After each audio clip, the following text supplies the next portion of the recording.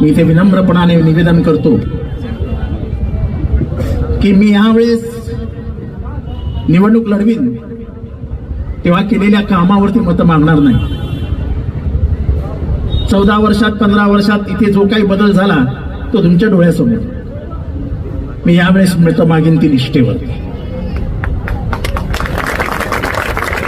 कारण का निष्ठा आता कोणीही कुठेही विकायला लागले. मी माझ्या 84 वर्षाच्या बापाबरोबर राहायचं ठरवलं. खरं तर मलाही खूप काही मिळालं असतं, पण गद्दारी माझ्या रक्तात नाही, कारण का मी सूर्याजी पिसाळची औलाद.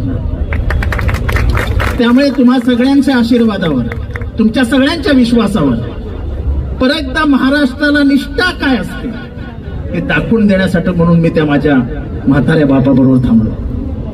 तुम्ही मला सांगा, 84 वर्षाच्या बापाला घराच्या बाहेर ढकलतात का?